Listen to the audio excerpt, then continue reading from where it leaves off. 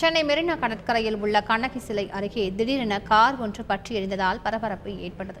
கூடுதல் தகவல்களை செய்தியாளர் சசிதரன் வழங்கிக்கலாம். சசிதரன் வணக்கம். இந்த விபத்து எப்படி நிகழ்ந்தது? மேலும் இந்த தீயானது முற்றிலும் அணைக்கப்பட்டு விட்டதா? விவரங்கள்.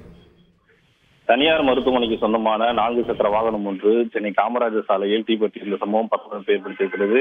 பள்ளிக்கரணை பகுதியை சேர்ந்த தனியார் மருத்துவமனைக்கு சொந்தமான வாகனமானது மெரினா கடற்கரை சாலையில் சென்று கொண்டிருந்தது. சென்னை மாவட்ட ஆட்சியர் அலுவலகம் நோக்கி சென்று கொண்டிருந்த போது ராணிமேரி கல்லூரி அருகே திடீரென முன்பக்க காரில் இருந்து புகை வந்திருக்கிறது. இதனை சுதாரித்த கார் ஓட்டுநர் உடனடியாக காரை நிறுத்தி வெளியே வந்து பார்த்திருக்கிறார். அப்போது திடீரென கார் தீப்பற்றி எரிய தொடங்கி இருக்கிறது.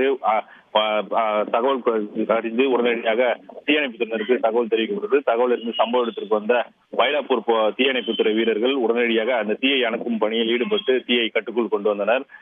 இந்த வெயிலின் தாக்கத்தின் காரணமாக இந்த தீப்பற்றி எரிந்ததா அல்லது இயந்திர கோளாறு, இன்ஜினில் ஏதாவது கோளாறு ஏற்பட்டு அதன் மூலம் தீப்பற்றி எரியதா என்பது குறித்து போலீசார் தற்போது விசாரணை மேற்கொண்டு வருகின்றனர்.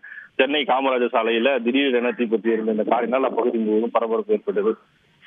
முழு விவரங்களுக்கு நன்றி சசிதரன். சென்னை மெரினா கடற்கரையில் உள்ள கண்ணகி சிலை அருகே திடீரென கார் ஒன்று பற்றி இருந்ததால் பரபரப்பு ஏற்பட்டது. இது தொடர்பான விசாரணையான தொடர்ந்து நடைபெற்று வருகிறது. முழு விவரங்களை செய்தியாளர் சசிதரன் வழங்க கேட்டோம். செய்திகளை உடனுக்குடன் தெரிந்து கொள்ள உடனே சப்ஸ்கிரைப் பண்ணுங்க.